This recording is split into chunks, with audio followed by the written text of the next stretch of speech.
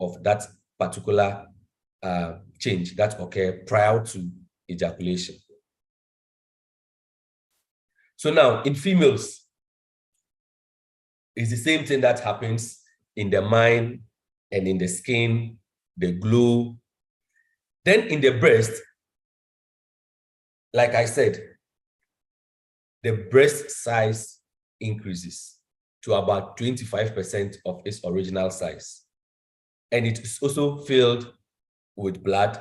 The nipple area, the nipple becomes erect, because some people say that the nipples have erectile tissue. Although this is debatable by some, they say that the nipple has erectile tissues. And so the nipples become erect and stand, and you would notice their erection.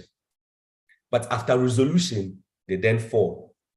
The areolar area is the darkened spots around the nipple, which also become engorged with blood. And once they are engorged and erect, they are more sensitive. And so extra stimulation around that area will only add up to the total stimulation and pleasure that the woman would feel. Then the clitoris, like I said, it is just like the penis. I would show you a picture of the clitoris vis-a-vis. So this is the clitoris, and this is the penis. There is actually no difference. All of this particular area, just like the way you would see that the penis becomes engorged, all of this particular area of the clitoris also becomes what? Engorged. But this part, this area, is not visible to the external, it's not visible externally. It is inside. And so once it becomes engorged and you are stimulating and focus only on the glans penis, you would miss the boat, because extra stimulation around this particular area also adds to the sensation that the woman is feeling. And once you have extra stimulation, then the woman is likely to reach that peak of orgasm. We would come to how to stimulate the clitoris and the best way to stimulate the clitoris. But then what I want you to take note of is that during the excitement phase and during orgasm, all of this particular area becomes engorged.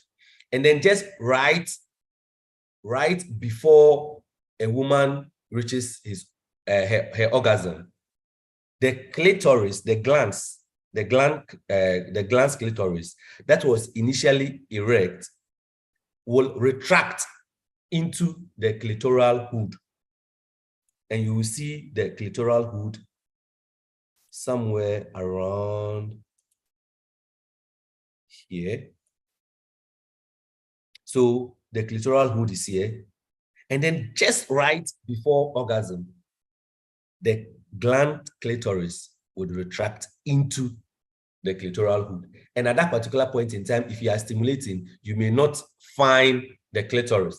But if you stimulate the areas around the labia minora and the labia majora, the person would continue to get that extra sensation that you need in order for her to reach orgasm. And in stimulating the clitoris, it is very sensitive. So you first of all have to start with a back and forth motion.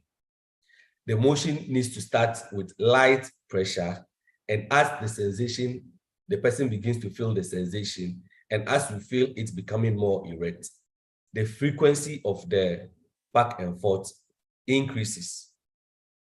And if you are stimulating and you focus on only what is outside, you have to use your thumb as well, because if your index finger is around here doing the stimulation, your thumb can go a bit up around this particular area and also stimulate this particular area to cause the person to have extra sensation.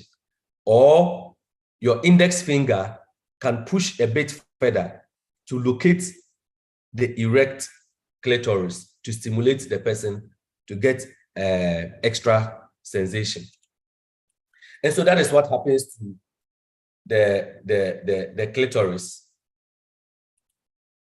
That is what happens to the clitoris during excitement and then once orgasm reaches. Then the labia majora in women who have not given birth before. Interestingly, this is what happens. The labia majora will elevate and get flattened towards the perineum. So it moves closer to the perineal area. But in women who have given birth before, the labia majora gets congested and edematous. So you can feel it very well and it will be very heavy. And so you have to know the lady that you are dealing with and where to find the labia majora during the period of the excitement phase. And the labia minora can increase to about 2 to 3 times its size.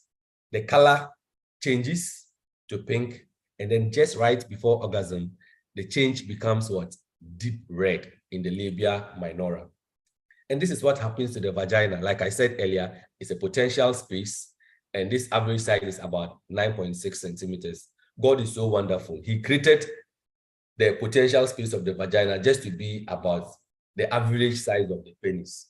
And so you can have no thing like, oh, this penis is too big and it is not going to enter. Granted that it is even big. Once you are excited, the vagina it balloons up. And then what? Apart from just ballooning in a wave, it also what? Elongates to about 2 times its size during the excitement phase to cause you to have extra stimulation. Then the color of the vagina will change to dark purple. And then once arousal happens, you usually have transudates that are produced. And it is these transudates that the woman begins to feel as a sense of wetness. So a lot of women will be able to tell that I am aroused because there is some fluid that is coming out from me. This fluid, the transudates, is clearing the vaginal space, ensuring that the place is, how do I call it? The place is wet enough so that the friction that would occur as a result of the thrusting does not cause erosion of the vaginal walls. And this is what happens to the lower third of the vagina during orgasm. It will constrict. And a lot of men would feel that as the woman is holding my penis with the vagina. And women can perfect this act by strengthening the muscles around that particular area, which I initially stated looks like a hammer, the people coccygeus muscle, strengthening the muscles around that area and hold the penis tighter to cause extra stimulation around that particular area. And during orgasm, the lower third of the vagina and all of the various muscles around that place would begin to contract rhythmically. So you would experience about 3 to 15 contractions per 0.8 second, less than 1 second. So you can imagine the extent of the contractions. The uterus, like I said earlier, will also ascend. So the uterus is lying down on the bladder, and then during excitement it lifts up, and during orgasm it contracts, and the contraction is like labor contractions. And there are some women who have these contractions during their menstrual period, and they contract to the extent that the contractions would cause orgasm. Then the rectum would also contract, and all the muscles around that particular area would begin to contract rhythmically. So ladies and gentlemen, these are the physiological changes and the things that you would notice during orgasm. And all of these sensations are felt in the brain. And so the person would have a subjective sense of what is happening. So now we'll move on to the various types of